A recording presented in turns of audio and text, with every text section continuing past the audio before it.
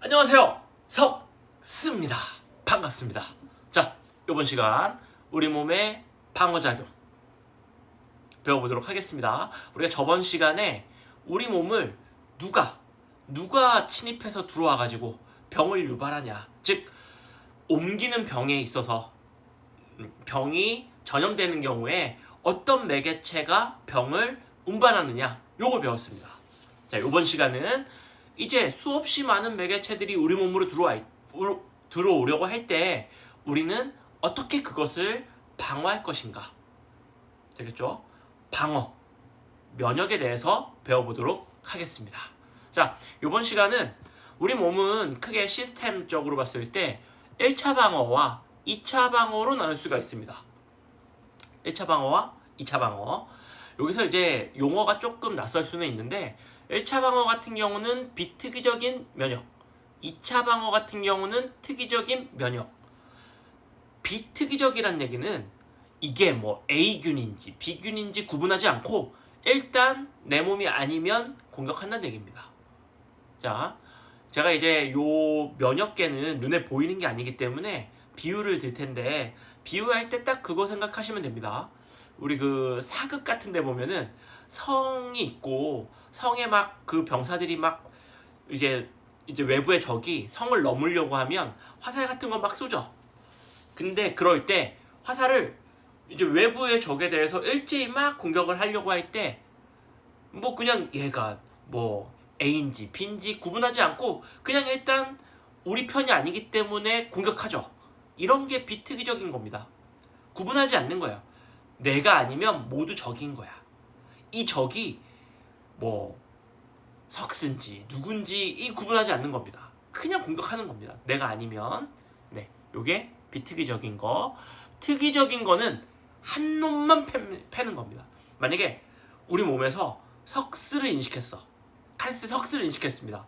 그러면 딴 놈 치우고 카리스 석스만 공격하는 것. 이게 특이적인 방어입니다. 자, 그러면 둘 중에 뭐가 좀 더 복잡할 것이냐 생각을 해보시면, 특이적이려면 우리 몸이 카리석스가 들어왔다는 걸 인지해야 됩니다.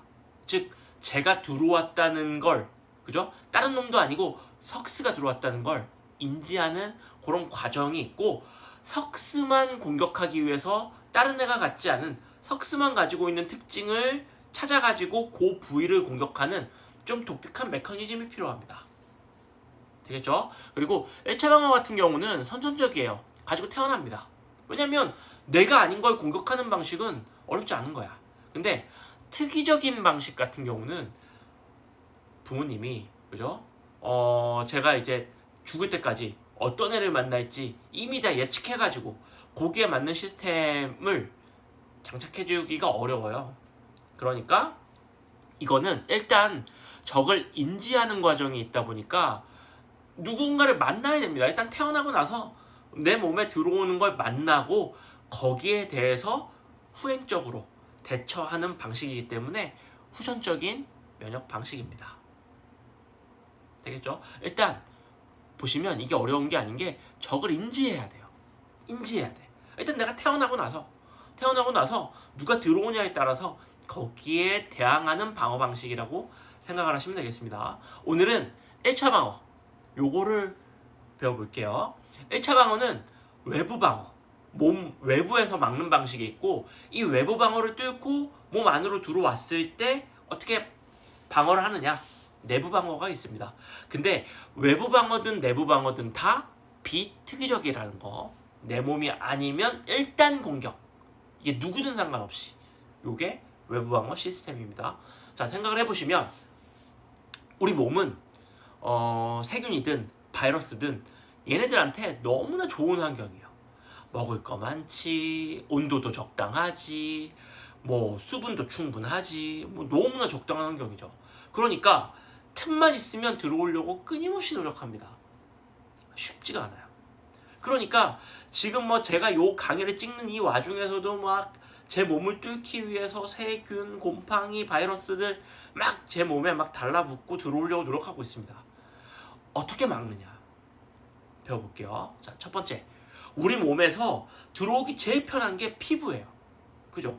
여기 어떤 세균이 있을 때 요게 내 몸 내부, 내 혈관이라든가 내 세포 안으로 들어오려면 일단 이게 뭐 이렇게 순간 이동할 순 없으니까 피부 표면을 뚫을 수 있으면 너무 좋겠죠. 이게 다 피부잖아요.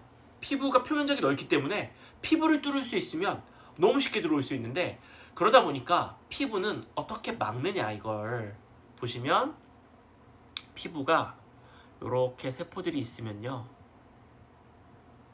세포들이 있으면 이 세포들이 이제 세포 분열을 해서 이쪽 피부 표면으로 이렇게 올라오게 됩니다.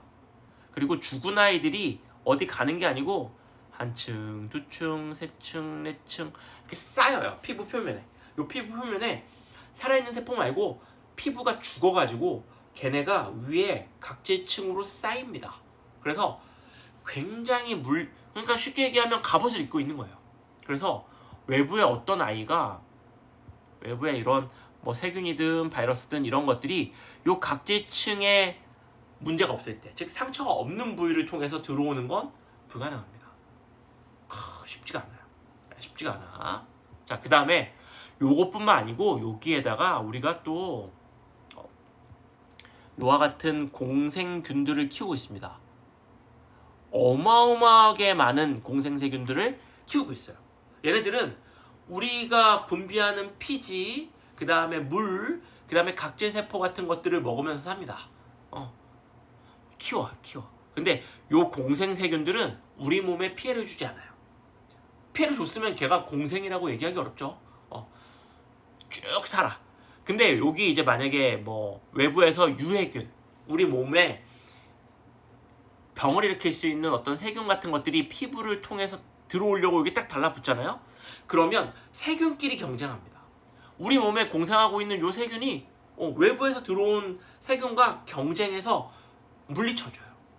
그래서 세균을 키워가지고 이게 막 무협지 같은 데서 나오는 EJ죠. EJ. 그죠? 그러니까 적을 적으로서 막는 그와 같은 방식입니다. 세균을 키워가지고 외부에서 들어온 세균을 막는, 그죠? 오랑캐를 오랑캐로 잡는 그와 같은 방식이죠. 되겠죠? 그리고 여기서 나오는 요런 것들의 성분도 약산성이기 때문에 또 외부에서 들어온 미생물들을 억제합니다.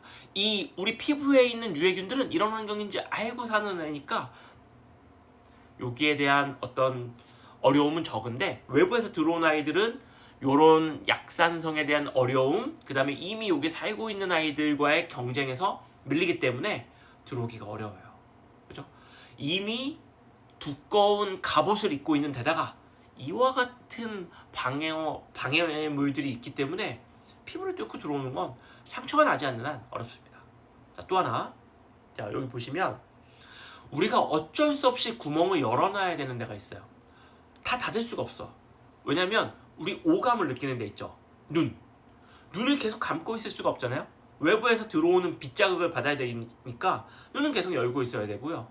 외부에서 들어오는 어떤 화학 변화를 인지해야 되기 때문에 코도 열어놔야 되고, 내 목으로 들어가는, 그죠? 내가 소화시켜서 양분을 얻기 위해서는 내 입으로 끊임없이 뭔가를 넣어야 되는데 그 안에 내 몸에 좋은 게 있는지 나쁜 게 있는지를 알아챌 수 있도록 화학물질을 혀가 검사를 해줘야 되기 때문에 이것도 계속 열어놔야 됩니다.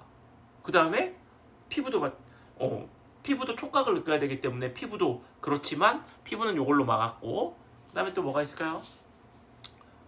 후각, 귀도 열어놔야 되죠. 소리 들어야 되니까. 그죠? 이렇게 오감과 관련된 것들은 어쩔 수 없이 이거를 닫을 수가 없어요. 병원균 때문에 이걸 닫기에는 우리가 얻어야 될 어떤 이득을 못 얻기 때문에 피해가 너무 큽니다. 그래서 이거를 막기 위한 우리 몸의 대처 시스템들이 있어요. 이게 뭐냐면 주로 점막을 만듭니다. 그래서 내 목에도 점막층이 있고요. 끈적끈적한 점막층이 있고, 코에도 점막층이 있고, 귀에도 점막층이 있습니다. 네. 그래서 요런 점막층들이 있어요. 그래서 요런 것들이 병원체나 뭐 요런 것들을 붙잡아요. 붙잡아서 요것들을 뭐 바깥으로 분비하거나 아니면 목 뒤로 넘겨버리거나 이렇습니다. 일단 점막이라는 게 있다. 요거 알고 다음으로 넘어가서 실제로 케이스 바이 케이스로 한번 가볼게요. 그리고 넘기기 전에 요런 점막층에는 라이소자임이라고 하는 세균을 분해할 수 있는 항생물질이 들어있습니다. 그래서 여기에 세균 같은 거 붙잡히면 요 라이소자임 때문에 천연항생제죠. 요런 것들이 세균을 분해해버립니다. 여기까지 알고 이제 디테일하게 하나씩 보겠습니다. 자, 여기 눈을 보시면은 우리 눈은 계속 뜨고 있을 수밖에 없어요. 근데 눈으로 붙는 세균이나 뭐 이런 것들을 어떻게 막냐면 눈물로 처리를 합니다. 눈물에 라이소자임이 들어있어요. 이렇게 얘기할 수 있죠. 전 눈물을 흘리지 않는데요. 근데 그게 중요한 게 아니고 저도 모르게 지금 영상을 보다 보면 저도 계속 눈을 깜빡깜빡 거리고 있을 겁니다. 제가 의도하지 않아도. 왜 그러냐면 요 밑에 눈물샘이 있는데 제가 요 눈을 깜빡이면 눈물샘에서 눈물이 찔끔 나와요. 그게 눈이 있으면 눈 안쪽에 그 막이 있어요. 그 막이 눈물샘에서 눈물을 받아다가 이렇게 눈을 닦아주고 있는 겁니다. 와이퍼처럼. 그래서 끊임없이 눈물로 눈을 계속 닦아주고 있어요.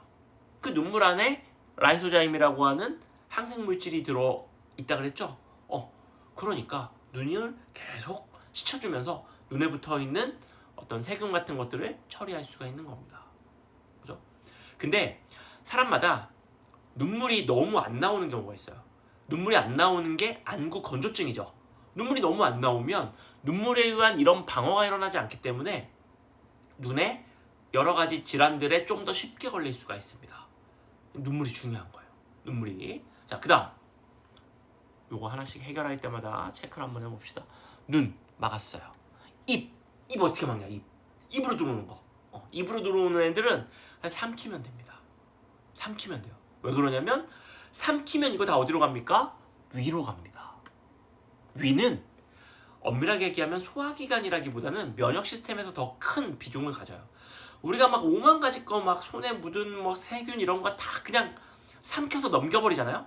넘겨도 아무 문제가 없는 게 pH 2가 되는 강산에 일단 한번 입으로 넘어온 걸 푹 담궈. 그럼 거기서 끝나요. 네. 그래서 요 입으로 들어오는 건 다 pH 2의 강산에 담그기 때문에 전혀 문제가 없습니다. 됐고 코. 자, 코는 코털에 의해서 큰 입자는 걸러주고요. 큰 입자들은. 그리고 작은 것들은 코에 있는 점막의 끈끈한 그 점액층에서 걸러줍니다. 되겠죠? 점액층 같은데 이렇게 끈끈한 점액층에 이렇게 달라붙은 거 이거 어떻게 처리하냐? 코딱지 형태로 바깥으로 나올 수도 있고요. 그 다음에 뭐 일부는 코 뒤로 해서 목으로 넘어갑니다. 코하고 목하고는 연결되어 있죠? 궁금하시면은 여러분들 입에 음식물 넣고 하면은 코에서 음식물이 팍 나올 때 있죠? 콜라 같은 거 뭐 팍 하면 막 목하고 여기 다 연결되어 있어요. 그래서 요 비강 뒤에 있는 요 코 안쪽에 점막에서 입자의 크기가 작은 경우에는 그냥 뒤로 넘겨버립니다. 목 뒤로. 그러면 내가 삼켜서 그 안에 있는 혹시 위험한 아이들은 위에 위산에 그냥 담궈버리는 거죠. 클리어할 수 있죠? 자, 그 다음 식도가 아니고 기도. 기도는 폐로 들어가는 거죠. 마찬가지로 점액에 잡습니다. 근데 요 기도 같은 경우에 점액을 잡아서 이거를 밑으로 내리면 폐에 쌓일 거 아닙니까? 위험하죠? 그러니까 요 기도 같은 경우에는 요렇게 선모가 있어요. 조그만 잔털들이 있어가지고 잡은 것들을 이렇게 위로 올리게 됩니다. 그래서 올려가지고 기도, 요게 기도죠. 요게 기도고 기도 뒤에 식도가 있습니다. 요 공기가 통하는 요 기도에서 요렇게 위로 올려요. 그래서 입자가 양이 많지 않을 때는 목 뒤로 넘기고요. 목 뒤로 넘겨서 또 마찬가지로 위로 그냥 넘겨버리는 겁니다. 근데 요게 짧은 순간에 너무 많이 들어오는 경우에 이물감이 느껴져요. 그래서 보통 뱉고 싶죠. 그게 뭡니까? 가래입니다. 그런 게 가래입니다. 그렇게 처리를 하죠. 되겠죠?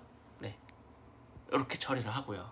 그 다음에 그 남자들 같은 경우에 요도 요도가 있는데 오줌이 또 약산성이에요.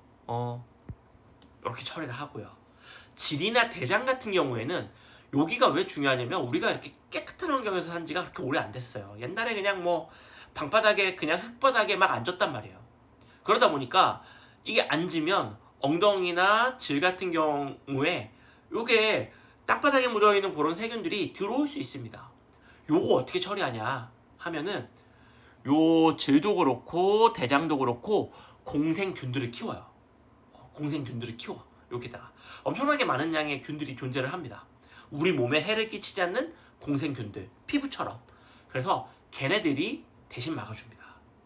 우리 몸은 이렇게 외부 아이들과 공생을 맺고 잘 살고 있어요.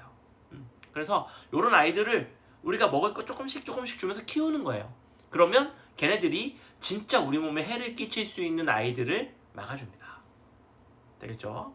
그래서 질 내부도 요거 산성입니다. 산성이고, 네, 대장에는 대장균들이 엄청나게 많습니다. 네, 그래서 요것들이 커버해 줄 수 있어요. 되겠죠? 대장균들은 진짜 여러분들이 싸는 변의 거의 한 반절 가까이는 대장균이 나오는 거예요. 엄청나게 많은 균들이 우리 대장 안에 빠글빠글하기 때문에 들어오는 족족 경쟁에서 밀려가지고 처리할 수 있습니다. 됐죠? 거의 상처만 없다면, 특별한 이벤트만 없다면 우리 몸을 뚫고 우리 몸 안으로 들어오는 것 자체가 쉽지가 않습니다. 근데 이럼에도 불구하고 들어올 수 있는 경우가 있어요. 들어오면 어떻게 되냐? 보겠습니다. 자, 막는다고 막았는데 점액이라는 게 뭐 완벽하지가 않아요. 그래서 점액 뭐 엄청나게 많은 아이들이 한꺼번에 들어오는 경우에 점액을 뚫고 몸 내부로 들어올 수 있습니다. 몸 내부로 들어올 수 있어요. 들어오면 어떻게 하냐? 우리 몸에 이렇게 경찰 조직들이 존재를 하죠. 외부에서 침입한 아이들이 있는지 없는지 이런 것들을 아는 애가 있습니다. 자, 근데 이런 거 궁금하실 수 있죠. 자, 자, 여기 보시면, 자, 이 A라는 애가 있는데 이 A라는 애가 우리 몸에 있는 원래 물질인지 세포인지 아니면 외부에서 들어온 아이인지 어떻게 아느냐? 자, 사람은 자기 개개인마다 고유의 표식이 존재를 합니다. 이렇게 표식이 있어요.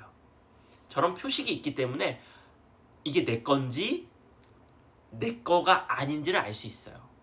자, 요게 구체적으로 알고 싶으면 제가 요거 여유가 있을 때 심화 과정에서 조금 다뤄보도록 하겠습니다. 여튼 요런 표시가 있어. 세포마다 다 있습니다. 그래서 백혈구가 이렇게 지나다니는 거예요. 이렇게 예를 들어서 표식이 있는 애가 있고 여기 이번에 깜짝같이 들어온 애가 몰래 이렇게 숨어 있어요. 이렇게 있을 때, 자, 백혈구가 이렇게 지나가는 거죠. 오, 오케이. 넌 내 거 됐고, 그 다음에 쑥 지나갔는데, 표시가 없네? 이럴 때 어떻게 하냐면, 백혈구가 얘를 먹어버립니다. 먹어버려요. 어떻게 먹어? 세포 막으로 이렇게 감싸가지고 안으로 갖고 들어와요. 되겠죠? 이런 걸 뭐라 부르냐? 균을 잡아먹는 작용이니까 식균작용, 혹은 식세포작용, 세포를 먹는 작용, 이렇게 부릅니다. 갖고 들어오면 어떻게 되냐면 리소좀이라고 여기 그 소화효소들, 탄수화물, 단백질, 지방을 소화할 수 있는 여러 가지 소화효소들을 잔뜩 담은 이런 리소좀이 결합을 해서 요것들을 다 분해해버립니다.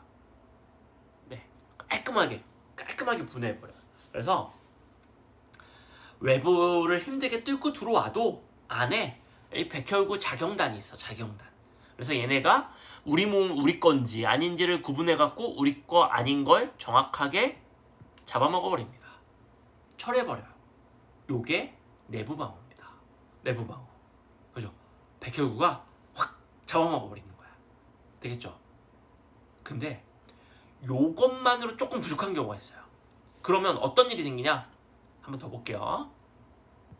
자, 염증 반응이라는 게 있습니다. 염증 반응. 이것도 엄밀하게 보면 백혈구의 식균작용에 커다랗게 보면 식균작용의 하나의 뭐 예가 될 수 있는데, 조금 더 디테일하게 가면 약간의 차이가 있기 때문에 요거를 조금 나눠놨습니다.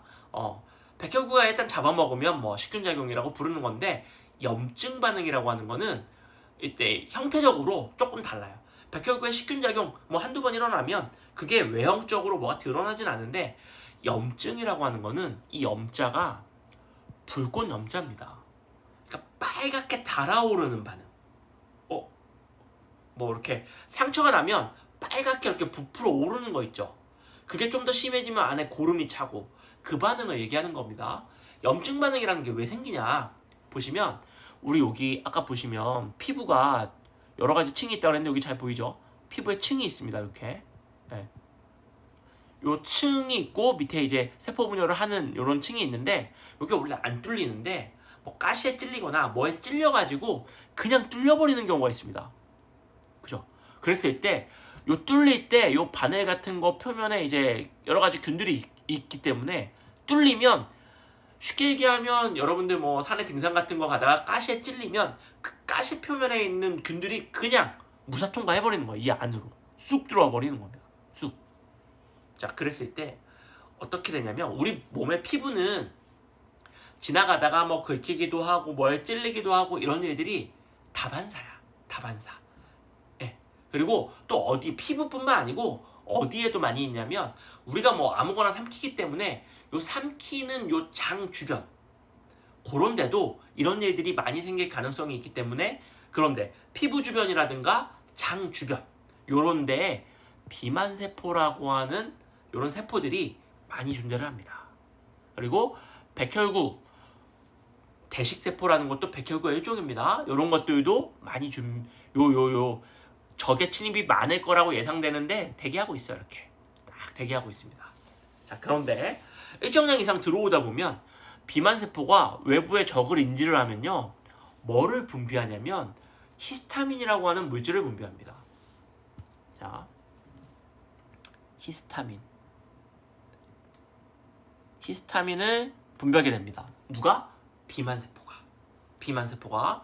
근데 이 히스타민이라고 하는 물질이 하는 일이 뭐냐면요, 요 모세혈관, 이 혈관을 확장시킵니다. 이렇게 크게 만들어. 근데 요 모세혈관에는 조그맣게 구멍이 뚫려 있거든요.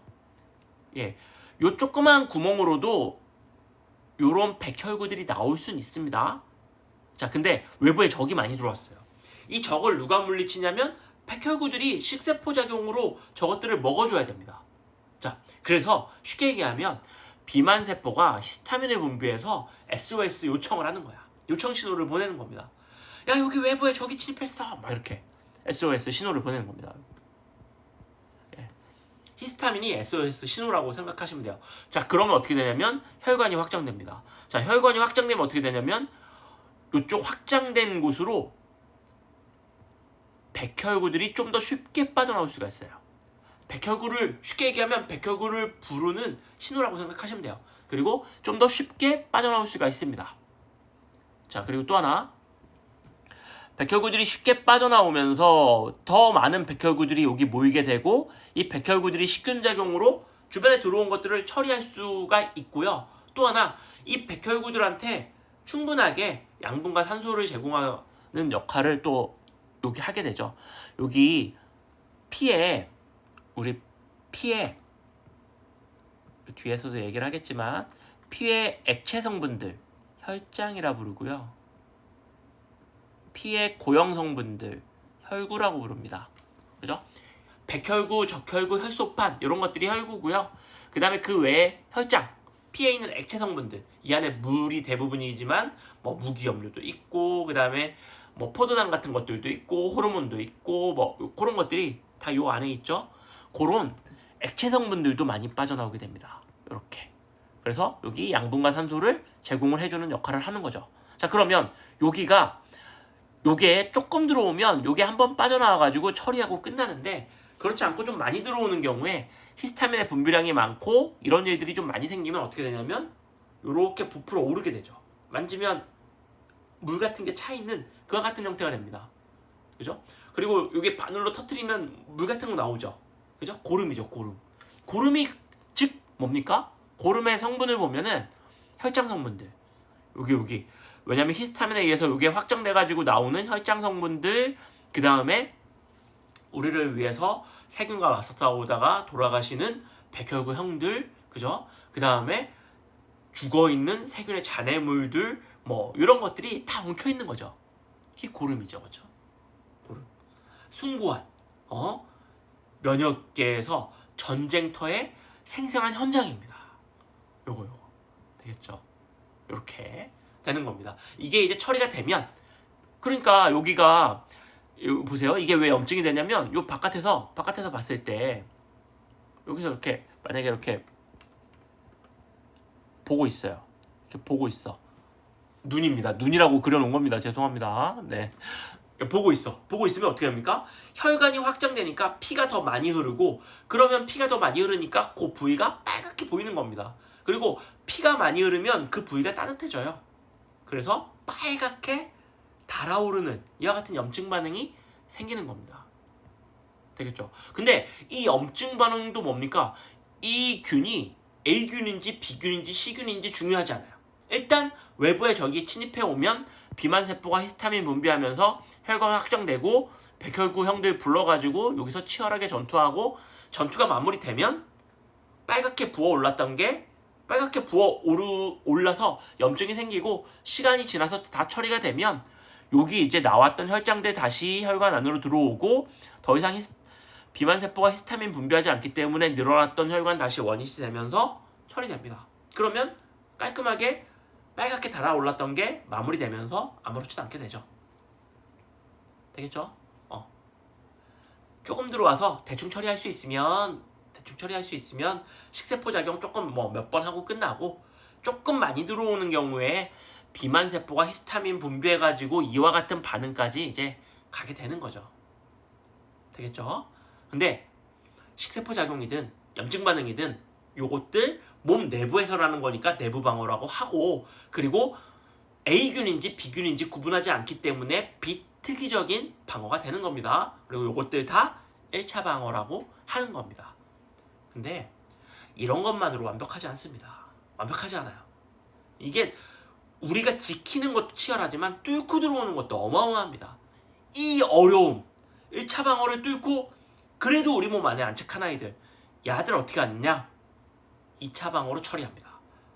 요거 다음 시간에 이어서 할게요. 자, 오늘은 여기까지 하겠습니다. 어렵지 않고 이제 우리 몸에 대해서 배우는 거예요. 이 1차 방어가 시험에 이렇게 많이 나오고 그런 부분은 아닙니다. 근데 이제 우리 몸의 면역 시스템을 이해하는데 처음이니까 그냥 이런 시스템이 있구나, 이 정도 알고 넘어가시면 되겠습니다. 그리고 2차 방어를 이해하기 위해서는 1차 방어가 필수입니다. 그래서 간단하게 이런 것들이 있구나, 이렇게 알고 넘어가 주시면 되겠습니다. 자, 2차 방어 다음 시간에 이어서 할게요. 오늘은 여기까지. 안녕.